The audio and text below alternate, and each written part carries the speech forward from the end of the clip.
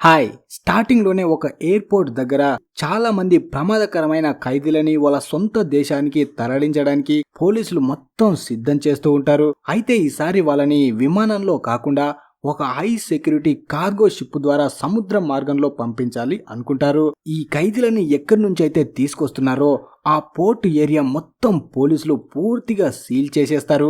ఆ నేరస్తుల ప్రతి కదలికను డ్రోన్ల ద్వారా చాలా రహస్యంగా గమనిస్తూ ఉంటారు. ఎందుకంటే పోలీసులు ఒక చిన్న తప్పు చేసినా సరే అది ఊహించని పెద్ద ప్రమాదంగా మారుతుందని వాళ్ళకి బాగా తెలుసు. ఈ ఖైదీల గుంపులో ఒకడుంటాడు.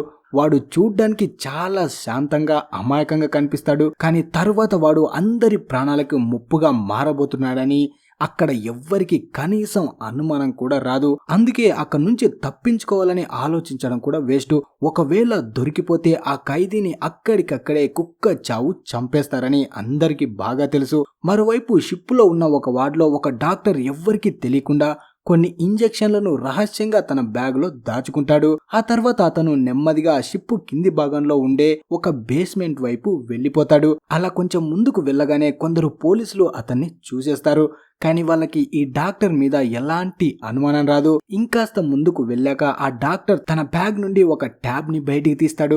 అందులో ఈ షిప్ యొక్క పూర్తి మ్యాప్ ఉంటుంది. ఆ మ్యాప్ ని ఫాలో అవుతూ ఆ షిప్ లో ఎవ్వరికి తెలియని ఒక సీక్రెట్ సెక్షన్ కి వెళ్తాడు. అక్కడ ఉన్న ఒక వింతను చూసి ఆ డాక్టర్ ఒక్కసారిగా షాక్ అవుతాడు. అసలు తను చూస్తుంది నిజమో కాదో నమ్మలేకపోతాడు. ఎందుకంటే అక్కడ ఉన్న ఒక వ్యక్తి నోటి లోపల బతికి ఉన్న పురుగులు గుంపులు గుంపులుగా కదులుతూ ఉంటాయి. అక్కడే ఉన్న మరో వ్యక్తి డాక్టర్ తో నువ్వు ఏ పని మీద వచ్చావో ఆ పని త్వరగా ముయించుకొని ఇక్కడి నుంచి దొబ్బే అంటాడు. తర్వాత షిప్ లో ఉన్న ఒక గార్డు పక్కకు వెళ్ళగానే అక్కడే ఉన్న ఒక ఖైదీ తన నోట్లో దాచుకున్న ఒక ఇనుప ముక్కను బయటికి తీస్తాడు. అది సరిగ్గా ఒక తాళం చెవిలాగా ఉంటుంది. దాంతో తను నెమ్మదిగా తన చేతులకు ఉన్న బేడీలను ఓపెన్ చేయడం స్టార్ట్ చేస్తాడు. ఎవ్వరికి ఎలాంటి అనుమానం కూడా రాకుండా తన బేడీలను విప్పేస్తాడు. ఆ తర్వాత పార్క్ ఆ కీని తన పక్కన ఉన్న వాడికి ఇస్తాడు. అదే సమయంలో ఆ షిప్ లో కిచెన్ పని కోసం రిక్రూట్ అయిన కొందరు వ్యక్తులు కనిపిస్తారు. కానీ నిజానికి వాళ్ళు పని చేయడానికి వచ్చిన వాళ్ళు కాదు. వాళ్ళ ప్లాన్ వేరే ఉంటుంది. వాళ్ళలో ఒకడు సీక్రెట్ గా ఖైదీలు ఉన్న సెల్ యొక్క తాళాలని పగలగొడతాడు. ఆ తర్వాత తన గ్యాంగ్ ని తీసుకుని పోలీసులు ఎక్కడైతే ఆయుధాలని దాచిపెట్టారో ఆ రూమ్ వైపు వెళ్తాడు. అక్కడికి వెళ్ళిన తర్వాత వాళ్ళకి వీలైనన్ని ఆయుధాలని దొంగిలించి ఎలాంటి శబ్దం రాకుండా బయటికి రావడానికి ట్రై చేస్తారు. కానీ అప్పుడే వాళ్ళలో ఒకడి బ్యాగ్ లో ఉన్న ఇనుప వస్తువు బలంగా తగులుతుంది. ఆ శబ్దానికి అక్కడ ఉన్న కొందరు గార్డ్స్ అనుమానం వచ్చి వాళ్ళ వైపు సీరియస్ గా చూడడం స్టార్ట్ చేస్తారు. ఇక వాళ్ళు దొరికిపోయే పరిస్థితి రావడంతో వాళ్ళ లీడర్ గార్డ్స్ దృష్టిని మళ్లించడానికి ఏదో ఒక అబద్ధం చెప్పి కవర్ చేయడానికి ట్రై చేస్తాడు. కానీ అంతలోనే ఒక గార్డ్ కన్ను వాళ్ళ దగ్గర ఉన్న గన్ మీద పడుతుంది. ఈనా కొడుకుల దగ్గర గన్ ఎందుకుందని ఆలోచిస్తూ ఉన్నప్పుడే ఇక వాళ్ళు దొరికిపోయామని గ్రహించి ఆ గ్యాంగ్ ఆలస్యం చేయకుండా తమ అసలు ప్లాన్ ని మొదలు పెడతారు. ఒక్కొక్కరిగా అక్కడ ఉన్న పోలీసులందరినీ దారుణంగా చంపేస్తారు. ఆ తర్వాత ఎలాంటి ఆధారాలు దొరకకూడదని ఆ చనిపోయిన గార్డ్స్ శవాలని షిప్ లోపల ఉన్న ఒక పెద్ద ఫ్రీజర్ లో పడేస్తారు. కొద్దిసేపట్లోనే వాళ్ళు షిప్ యొక్క కంట్రోల్ రూమ్ కి చేరుకుంటారు. అక్కడికి వెళ్ళగానే అక్కడ ఉన్న వాళ్ళందరినీ గన్ పాయింట్ లో బంధిస్తారు. బయట ప్రపంచంతో ఎలాంటి కాంటాక్ట్ ఉండకూడదని ట్రాన్స్మిషన్ వైర్లని కట్ చేస్తారు. అంతేకాదు షిప్ లొకేషన్ ట్రాకర్ ను పూర్తిగా నాశనం చేసి మెయిన్ వైర్ ని కూడా తెంచేస్తారు. దీనివల్ల కొరియాలో ఉన్న ఆఫీసర్స్ కి ఈ షిప్ లొకేషన్ కనిపించడం ఆగిపోతుంది. వాళ్ళని కనిపెట్టడం అధికారులకి ఇంపాసిబుల్ గా మారిపోతుంది. మరోవైపు సెక్యూరిటీ హెడ్ క్వార్టర్స్ లో షిప్ లొకేషన్ మిస్ అవ్వగానే ఆఫీసర్స్ వెంటనే శాటిలైట్ సిగ్నల్ అన్నిటిని రీసెట్ చేయమని ఆర్డర్ వేస్తారు. ఇక్కడ జైల్ సెక్షన్ లో పార్క్ ఉన్న ఖైదీ తన బేడీలు విప్పడానికి ట్రై చేస్తూ ఉంటే ఆ బేడీలు ఒక ఇనుప రాడుకు తగిలి గట్టిగా శబ్దం వస్తుంది. ఆ సౌండ్ విని ఒక లేడీ గార్డ్ వాళ్ళ దగ్గరికి వస్తుంది. ఆమె తన టీంతో కాంటాక్ట్ అవ్వడానికి ట్రై చేస్తుంది. కానీ ఎవ్వరి దగ్గర నుంచి తనకి రిప్లై రాదు. దాంతో ఆమె చెక్ చేయడం కోసం షిప్ పై భాగంలో ఉన్న డెక్ వైపు వెళ్తుంది. ఆమె అక్కడికి వెళ్ళగానే బేస్మెంట్ నుండి తిరిగి వస్తున్న డాక్టర్ కనిపిస్తాడు. కైల్ అతన్ని నువ్వు కిందకి ఎందుకు వెళ్ళావని గన్ గురిపెట్టి అడుగుతుంది. డాక్టర్ దగ్గర ఎలాంటి సమాధానం లేకపోవడంతో అడ్డంగా ఇరుక్కుపోతాడు. ఆమె షూట్ చేయబోయే లోపే ఆఫీస్ అక్కడికి వచ్చి డాక్టర్ని నేనే ఇక్కడికి రమ్మన్నానని చెప్పి అతన్ని కాపాడతాడు.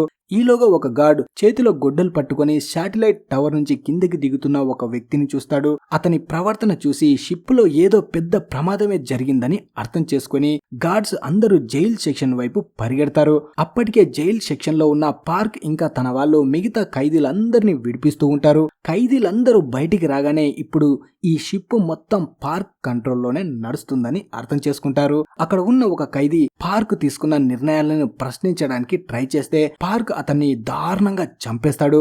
ఆ తర్వాత వాళ్ళు ఆ జైల్లోనే అత్యంత ప్రమాదకరమైన ఖైదీ జింగ్ ని కూడా విడిపిస్తారు. మరోవైపు ఆఫీసర్ల టీం షిప్ కాక్పిట్ కి చేరుకోగానే అక్కడ దాక్కొని ఉన్న కొందరు వ్యక్తులు వాళ్లపై దాడి చేయడానికి ట్రై చేస్తుంటారు. కానీ వాళ్ళు తప్పించుకునే లోపే కైల్ ఒక్కసారిగా ఒకడిపై దూకుతుంది. దాంతో వాడి చేతిలో ఉన్న గన్ కింద పడిపోతుంది. ఈ ఛాన్స్ చూసుకుని ఆఫీసర్ వెంటనే వాడిని అక్కడికక్కడే చంపేస్తాడు. అయితే షిప్ నడిపే వాడికి బుల్లెట్ తగలడంతో అతను తన చివరి శ్వాసని తీసుకుంటూ ఉంటాడు. వెంటనే ఆఫీసర్ తో ఇంజన్ రూమ్ లో ఒక శాటిలైట్ ఫోన్ ఉంది, దాన్ని వాడి కొరియా కంట్రోలర్స్ తో మాట్లాడొచ్చు అని చెప్పి చనిపోతాడు. బయట జరుగుతున్న గందరగోళం, భయానక శబ్దాలు విని డాక్టర్ భయంతో వణికిపోతూ నేరుగా నర్సు ఉన్న క్యాబిన్ కి వస్తాడు. అతను నర్సుతో నీకు కూడా బయట ఏదో వింత శబ్దాలు వినిపిస్తున్నాయని అడుగుతాడు. కానీ ఆ సమయంలో నర్సు మత్తులో ఉండడం వల్ల డాక్టర్ ఏదో జోక్ చేస్తున్నాడు అనుకుంటుంది. ఆమె బయటకు వెళ్లి చూస్తానని చెప్తే డాక్టర్ భయంతో ఆమెను వద్దని ఆపుతాడు. ఇక్కడ ఉన్న అమాయకులకు అస్సలు తెలీదు ఒక భయంకరమైన చావు నెమ్మదిగా నిద్రలేచి వస్తుందని, ఆ చావే అందరినీ దారుణంగా వేటాడబోతుంది అంటాడు. మరోవైపు పార్క్ అతని గ్యాంగ్ ఇంజన్ రూమ్ వైపు వెళ్తూ దారిలో కనిపించిన ప్రతి వర్కర్ ను కుక్క చావు చంపేస్తూ ఉంటారు. వాళ్ళు ఇంజన్ రూమ్ కు చేరుకోగానే అక్కడ ఉన్న ఎవ్వరిని ప్రాణాలతో వదలరు. పైగా అక్కడ ఉన్న మెయిన్ శాటిలైట్ ఫోన్ ను కూడా పగలగొట్టేస్తారు. దాంతో కొరియా నుండి గాని షిప్ నుండి గాని కమ్యూనికేట్ చేయడం పూర్తిగా నిలిచిపోతుంది. అక్కడే గాయపడి ఉన్న ఒక వర్కర్ ను పార్క్ చంపబోతూ ఉంటే అప్పుడే వాడంటాడు, నేను లేకపోతే ఈ షిప్ నడవడం మీ వల్ల కాదు అని, నన్ను చంపితే మీరంతా ఇక్కడే చిక్కుకుపోతారు అంటాడు. పార్క్ తన చాకుతో వాడిని చంపడానికి ముందుకు వెళ్ళగా సడన్ గా ఆ డేంజరస్ ఖైదీ జింగ్ పార్క్ చేతిని పట్టుకొని ఆపుతాడు. ఇంతలోనే పైనుంచి ఆఫీసర్ టిమ్ అక్కడికి వస్తుంది. వాళ్ళు ఎవ్వరి మాట వినకుండా చుట్టూ ఇష్టం వచ్చినట్టు బుల్లెట్ల వర్షం కురిపించడం స్టార్ట్ చేస్తారు. అక్కడ ఉన్న వాళ్ళంతా ఒకరినొకరు దారుణంగా కొట్టుకుంటూ చంపుకుంటారు. ఈ గొడవను ఆసరాగా చేసుకుని ఒక వ్యక్తి అక్కడి నుండి తప్పించుకుని పైకి పరిగెడతాడు. వాడు పైకి రాగానే అతని ముందర పూర్తిగా కోపంతో రగిలిపోతున్న ఆల్ఫా వచ్చి నిలబడతాడు. ఆల్ఫా ఆ వ్యక్తిని ఎంత బలంగా తన్నుతాడంటే వాడు గాల్లో ఎగురుకుంటూ వెళ్లి చాలా దూరంగా పడిపోతాడు. కింద పడగానే వాడు అక్కడికక్కడే ప్రాణాలు వదిలేస్తాడు.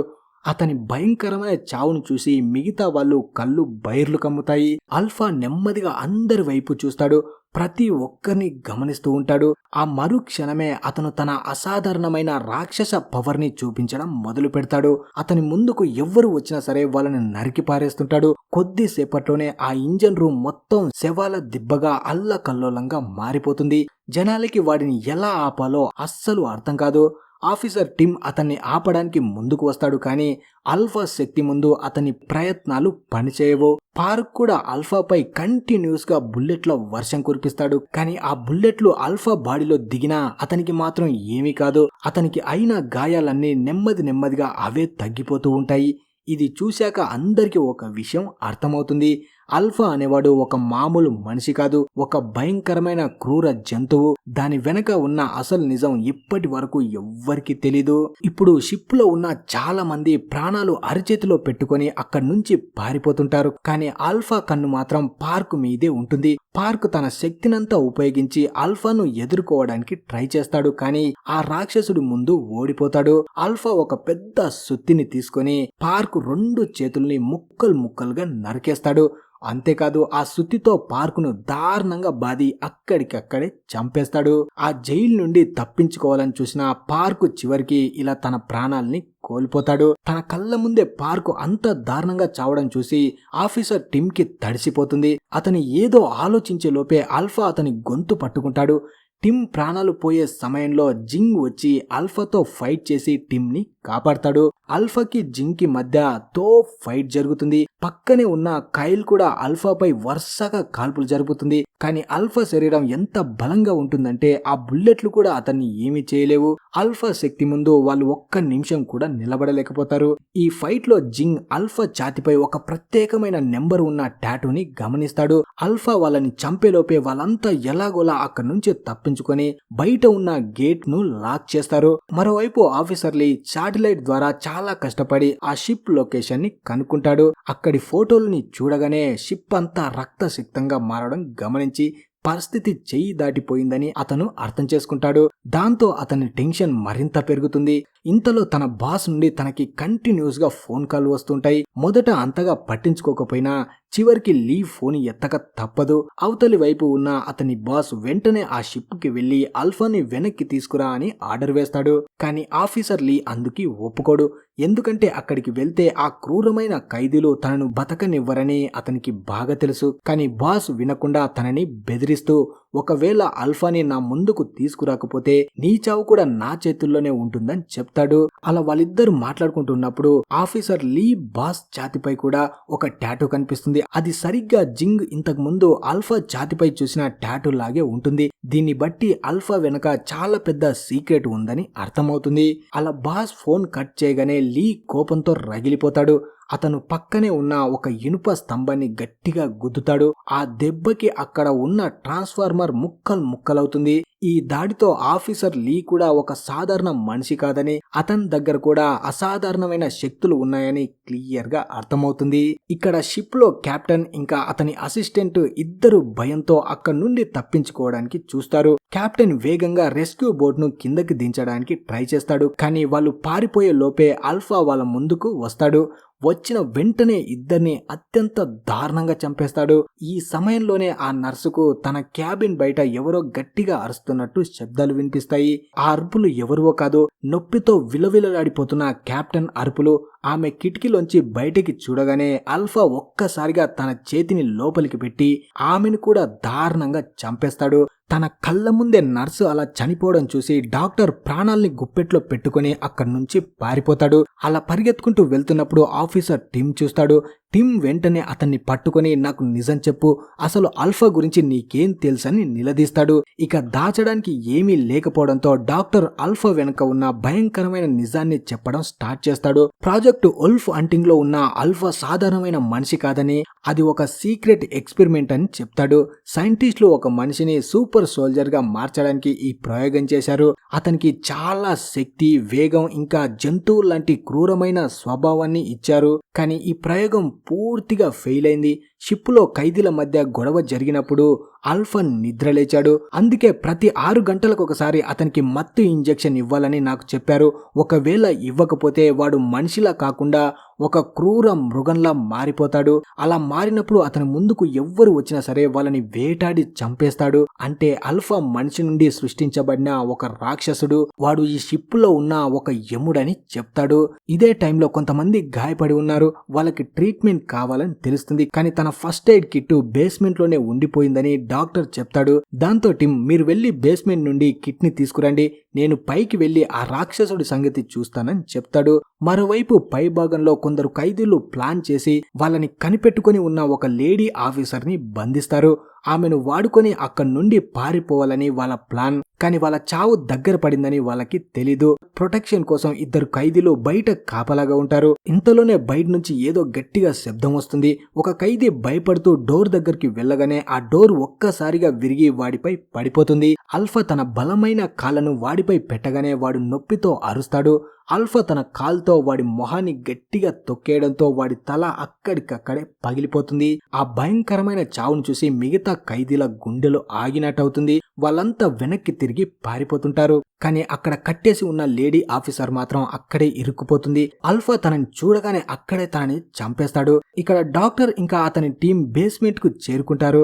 అక్కడ మొత్తం శవాలు తప్ప ఇంకేమీ కనిపించవు. అక్కడ బతికున్న వాళ్ళందరినీ ఆల్ఫా ముక్కలుగా నరికి పారేసి ఉంటాడు. శవాలన్నీ చెత్త కుప్పల్లా పడి ఉంటాయి. ఆల్ఫాని ఉంచిన ఆ సీక్రెట్ ప్లేస్ ని చూడగానే ఇక్కడ ఖచ్చితంగా ఏదో తప్పుడు ప్రయోగం జరిగిందని జింగ్కి అర్థమవుతుంది. ఇంతలోనే డాక్టర్ కి తన ఫస్ట్ ఎయిడ్ కిట్ దొరుకుతుంది. అతను వెంటనే గాయపడిన వాళ్ళను ట్రీట్మెంట్ చేయడం స్టార్ట్ చేస్తాడు. అదే సమయంలో కైల్ కు అక్కడ ఒక పాత ఫైల్ దొరుకుతుంది. అందులో 1943లో చేసిన ప్రయోగాలు ఉంటాయి. ఆ ఫైల్లో ఫైల్లో ఉన్న వివరాలను చూసిన తర్వాత అక్కడ ఉన్న వాళ్ళంతా షాక్ అవుతారు. ఆల్ఫా నిజానికి 1943 నాటి సైనికుడు.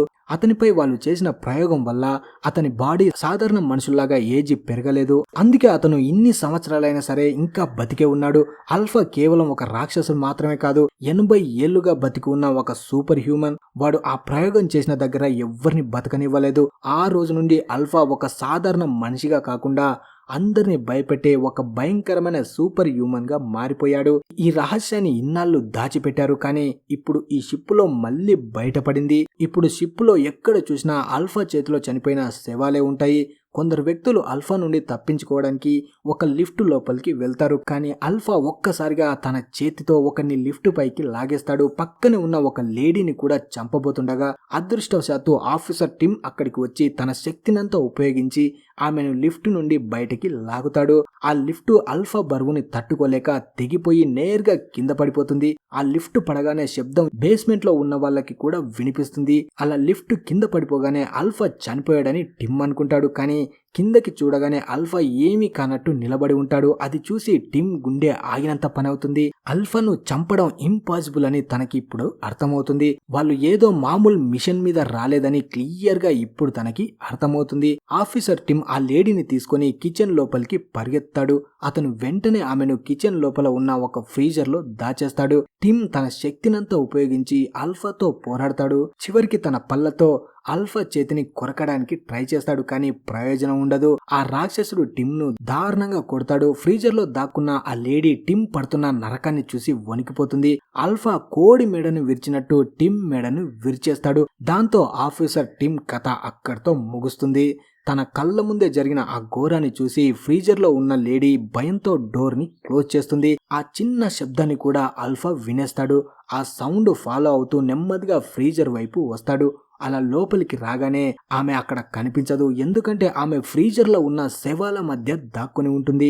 జపాన్ వాళ్ళు చేసిన ప్రయోగం వల్ల ఆల్ఫా కళ్ళు కనిపించవు, కానీ అతని వినికిడి శక్తి, పసిగట్టే శక్తి చాలా పవర్ఫుల్ గా ఉంటాయి. ఇంతలోనే షిప్ లో మరోవైపు ఏదో శబ్దం రావడంతో దాంతో ఆల్ఫా అక్కడి నుంచి వెళ్లిపోతాడు. ఆమె ప్రాణాలు దక్కడంతో ఊపిరి పీల్చుకుంటుంది, కానీ ప్రమాదం ఇంకా పోలేదని తనకి తెలీదు.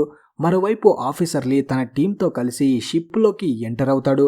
లోపల జరిగిన ఊచకోతను చూసి ఆల్ఫా మేల్కొన్నాడని తనకి అర్థమవుతుంది. ప్రతి చోట రక్తం ఏర్లై పారడం చూసి వాళ్ళంతా భయపడతారు. షిప్ మొత్తం వెతికినా ఒక్క గార్డ్ గాని ఖైదీ గాని ఎవ్వరు బతుకున్నట్టు కనిపించరు. ఇంతలోనే ఫ్రీజర్ నుండి తప్పించుకున్న ఆ లేడీ ఖైదీ వాళ్ళ ముందుకి వస్తుంది, కానీ ఆఫీసర్ లీ ఏ మాత్రం కనికరం లేకుండా అక్కడికక్కడే ఆమెను కాల్చి చంపేస్తాడు. లీ మిగతా వాళ్ళని కూడా చంపే లోపే జింగ్ వాళ్ళ ముందుకు వస్తాడు. జింగ్ ఒక్కొక్కరిగా అక్కడ ఉన్న గార్డ్స్ అందరినీ నరికి చంపేస్తాడు. అప్పుడే ఆఫీసర్ లీ జింగ్ ని గట్టిగా పట్టుకుని అసలు నువ్వు ఎవరివి, నీకు ఇంత శక్తి ఎలా వచ్చిందని అడుగుతాడు, కానీ జింగ్ ఏమీ చెప్పడు. లీ కోపంతో అతన్ని బంధిస్తాడు. నిజానికి జింగ్ కొన్ని సీక్రెట్లు తెలుసుకున్నాడు. అవి గనుక బయటకు వస్తే ఈ ప్రయోగాలు ఆగిపోతాయని కొందరు వ్యక్తులు అతన్ని వెనకపడతారు. పైకి వాడు ఒక ఖైదీలా కనిపిస్తున్నా అతని దగ్గర కొన్ని పెద్ద రహస్యాలే ఉన్నాయి. ఒకరోజు కొందరు విలన్స్ జింగ్ ని చంపడానికి వచ్చారు. వాళ్ళు ఎక్కువ మంది ఉండడంతో జింగ్ వాళ్ళ ముందు నిలబడలేక చనిపోతాడు. అప్పుడే ఆఫీసర్ లీ జింగ్ శవాన్ని ప్రయోగాల కోసం ల్యాబ్ కు తీసుకువెళ్తాడు. అక్కడ అతనిపై ఆ ప్రమాదకరమైన ఎక్స్పెరిమెంట్ చేస్తాడు, కానీ ఆ ప్రయోగం వల్ల అతని శ్వాస ఆగిపోవడంతో వాడు చనిపోయాడని సైంటిస్టులు అనుకుంటారు. కానీ ఆ ఎక్స్పెరిమెంట్ వల్లే జింగ్ ఒక సూపర్ హ్యూమన్ గా బతికే ఉంటాడు. అదృష్టవశాత్తు ఒక రోజు లీకి జింగ్ బతికే ఉన్నాడనే విషయం తెలుస్తుంది. లీ వెంటనే జింగ్ ఇంటికి వెళ్తాడు, కానీ అక్కడ జింగ్ ఉండడు. దాంతో లీ కోపంతో జింగ్ చిన్న కొడుకుతో సహా అతని ఫ్యామిలీ మొత్తాన్ని దారుణంగా చంపేస్తాడు. జింగ్ ఈ షిప్ లోకి రావడానికి అసలు కారణం తన కుటుంబానికి జరిగిన అన్యాయానికి, తనపై జరిగిన దారుణానికి పగ తీర్చుకోవడమే. అలా మళ్ళీ స్టోరీ ప్రెజెంట్ కు వస్తుంది. జింగ్ ఆఫీసర్ లీ ముందే నిలబడి ఉంటాడు. ఇంతలోనే ఆల్ఫా అక్కడికి వస్తాడు. మరోవైపు డాక్టర్ టిమ్ కి హెలికాప్టర్ కనిపించడంతో వాళ్ళ ఆనందానికి అవధులు ఉండవు. డాక్టర్ వెళ్లి పైలట్ కు గన్ గురిపెట్టి హెలికాప్టర్ స్టార్ట్ చేయమంటాడు, కానీ ఆ పైలట్ వాళ్ళని అక్కడికక్కడే కాల్చి చంపేస్తాడు. ఇప్పుడు షిప్ లో సీన్ పూర్తిగా మారిపోతుంది. సాధారణ మనుషులంతా చనిపోయారు. ఇప్పుడు యుద్ధ రంగంలో కేవలం అసాధారణమైన శక్తులు ఉన్న వాళ్ళు మాత్రమే మిగిలారు. లోపల ఘోరమైన ఫైట్ జరుగుతుంది. అలా ఆల్ఫా నేరుగా లీపై దాడి చేస్తాడు, కానీ ఈసారి లీ బాడీలో ఆల్ఫా కంటే రెట్టింపు శక్తి ఉంటుంది. లీ ఒక్క దెబ్బతో ఆల్ఫాని కింద పడేస్తాడు. ఆల్ఫా లేచేలోపే లీ ఒక చాకు తీసుకుని క్రూరంగా ఆల్ఫా గొంతును కోసేస్తాడు. దాంతో ఇప్పటి వరకు షిప్పులో రక్తాన్ని పారించిన ఆల్ఫా కథ ముగుస్తుంది. ఇప్పుడు ఆ సముద్రం మధ్యలో కేవలం జింగ్ ఇంకా లీ మాత్రమే మిగిలారు. వాళ్ళిద్దరి మధ్య చావు బతుకుల పోరాటం మొదలవుతుంది.